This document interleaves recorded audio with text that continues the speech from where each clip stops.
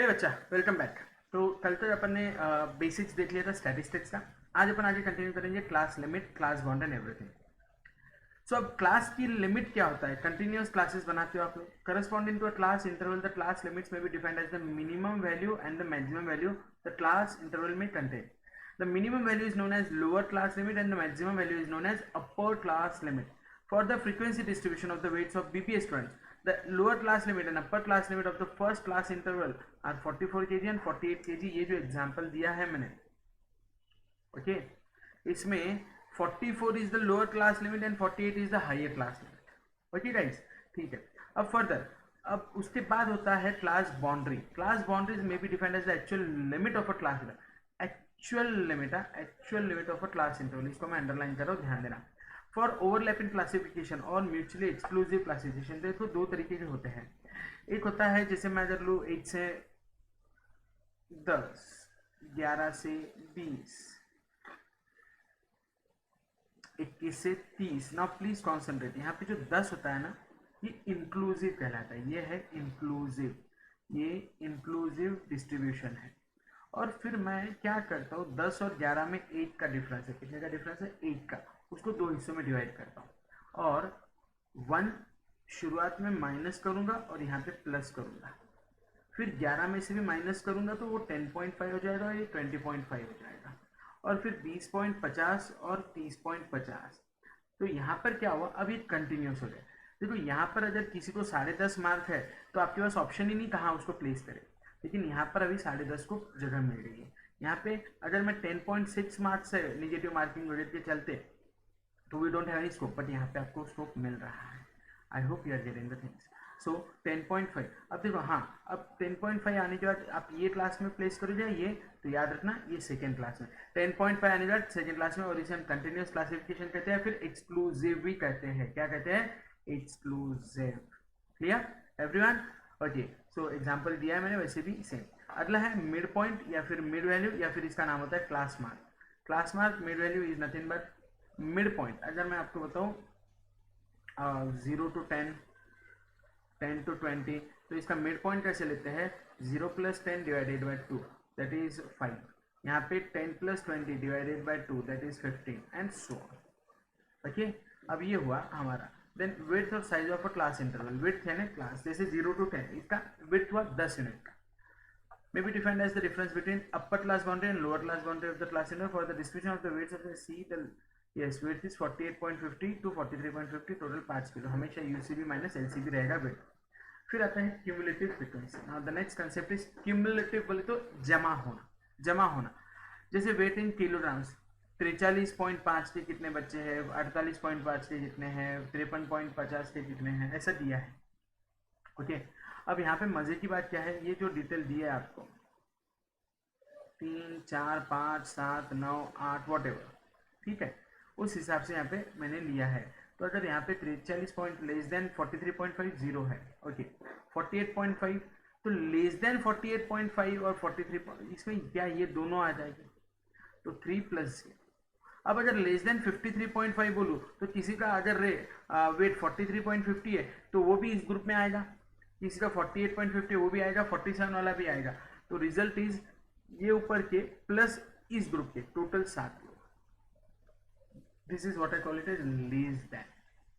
अगर आप less than का सिंपल कंसेप्ट है, let's say 0 to 10, 10 to 20, 20 to 30, okay, 30 to 40 and so on. X है 5, 2, 3, 7, 1। तो लेस देन का मीनिंग क्या होता है? देखो 0 से 10 मार्क मिलने वाले 5 बच्चे हैं, 10 से 20 मार्क मिलने वाले 2 बच्चे। लेकिन अगर मैं बोलूँ 20 से लेस तो आप 5 और 2 7 बच्चे लोगे, 30 और लेस तो आप 7 और 3 10, ऐड करते जाओ, 10 और 7 17, 17 और 1 18।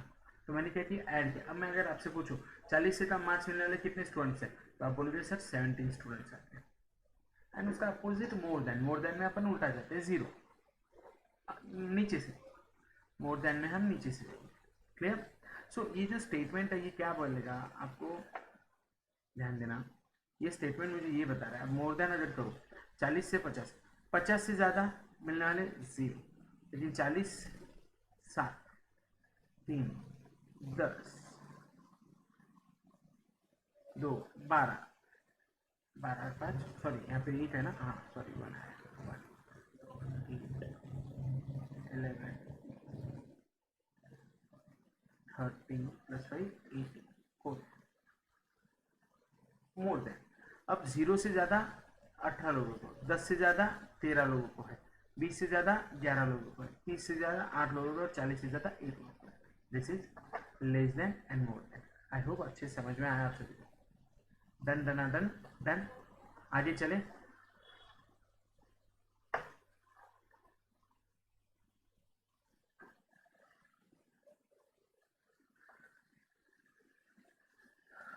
अगला इंपॉर्टेंट है कुछ फॉर्मूला। फ्रीक्वेंसी डेंसिटी, डेंसिटी आप बोलते हो ना डेंसली पॉपुलेटेड रीजन है, आपके बालों की डेंसिटी बहुत अच्छी है सर, तो डेंसिटी इज व्हाट, डेंसिटी यानी क्या।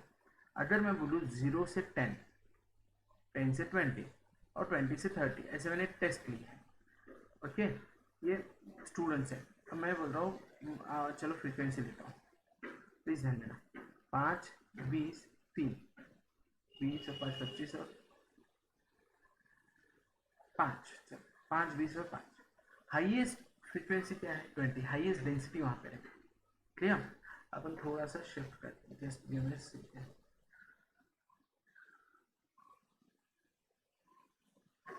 ये ले रहा हूँ 4 और ये ले रहा हूँ 6 एग्जाम्पल। अब देखो फ्रीक्वेंसी डेंसिटी यानी क्या, frequency of class upon class width.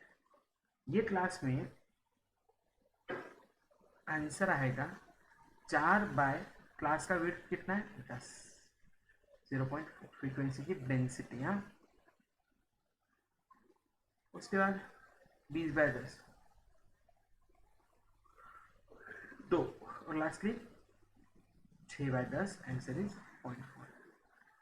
Relative frequency, frequency of class upon total frequency.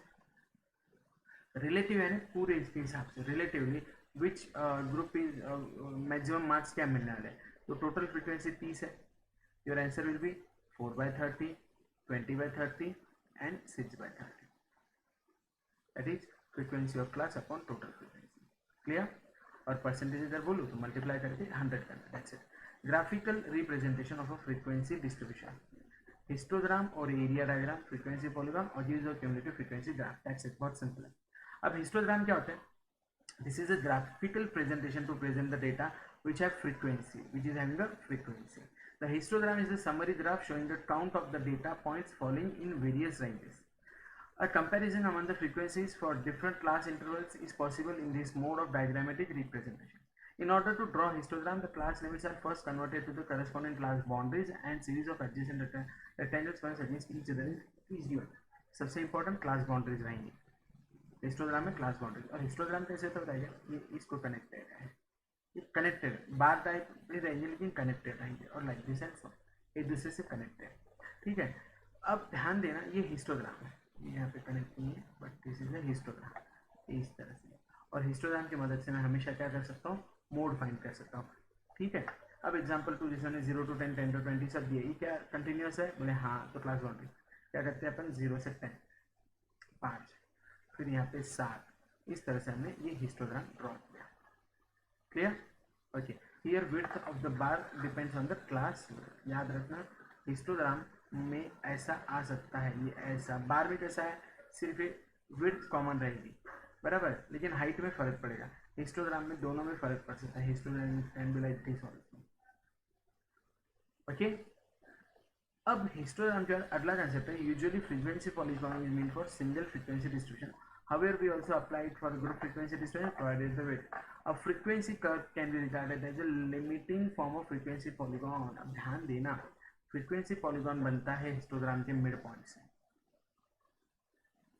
यहाँ पे मिड पॉइंट लेते हो आप, ओके, और यू ड्रॉ लाइक दिस, ये होता है आपका फ्रीक्वेंसी पॉलीगॉन।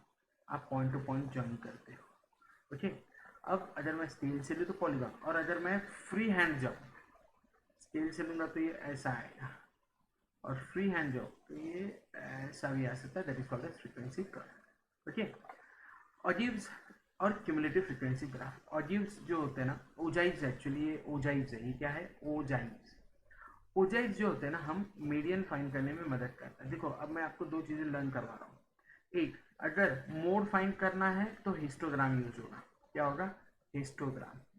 और मीडियन फाइंड करना है तो आपको यूज करना पड़ेगा ओजाई, याद रखना मीडियन है तो ओजाई ना। ओजाई में हम क्या करते हैं, व्हाट वी डू, हम क्यूमुलेटिव फ्रीक्वेंसी की मदद से इसे ड्रॉ करते हैं। तो अब यहाँ पर क्या होता है, व्हाट वी कंसिडर, यहाँ पे आपकी क्यूमुलेटिव फ्रीक्वेंसी और सॉरी यहाँ पे क्यूमुलेटिव फ्रीक्वेंसी और यहाँ पे आपकी बाउंड्री, लोअर क्लास बाउंड्री एक से आप ड्रॉ करते हो। ये लोअर एलसीबी और ये मोर देन वाला, और इनका जो पॉइंट ऑफ इंटरसेक्शन होता है that is my median, that is my median. इसको हम डिटेल में देखेंगे मेजर ऑफ सेंट्रल टेंडेंसी में, डोंट वरी अबाउट इट, ठीक है, that is my median. Clear, I hope इतना समझ में आए। क्वार्टाइल डिसाइड बता दूंगा आपको। And the last thing is frequency curve, जो आप फ्रीक्वेंसी की मदद से ड्रॉ करते हो। एक होता है बेल शेप, एक होता है यू शेप, ये जे शेप और ये मिक्स कर्व। इसमें एक बात याद रखना, जो फ्रीक्वेंसी कर्व बनते हैं उसमें सबसे कॉमनली यूज होता है बेल शेप कर्व। आपको क्वेश्चन एक ही पूछा जाएगा, most commonly use frequency curve that is bell shape. तो क्या होता है, ये कब यूज होता है, बेल शेप यानी इस तरह आपका बिजनेस शुरू होता है, पीक पे जाता है, फिर डाउन होता है। यू शेप उल्टा, बिजनेस चालू पीक से हुआ, नीचे से गया। जे शेप यानी मिक्स, सॉरी शुरू हुआ अब पे गया, और लास्ट वाला होता है मिक्स, लाइक दिस। क्लियर, इसके सारे इंपॉर्टेंस अपन प्रोबेबिलिटी और इसमें डिटेल में देखेंगे। यहाँ पर मैं बेसिकली आपका स्टैटिस्टिकल डिस्क्रिप्शन ऑफ डेटा का थ्योरी पोर्शन कवर करता हूँ। Now I am going to start with your MCQs. आपके एमसीक्यूज हम शुरू करते हैं। Okay, in next lecture will be finishing with your MCQs. I hope इतना समझ में आया सबको। Will discuss everything in detail in our next lecture.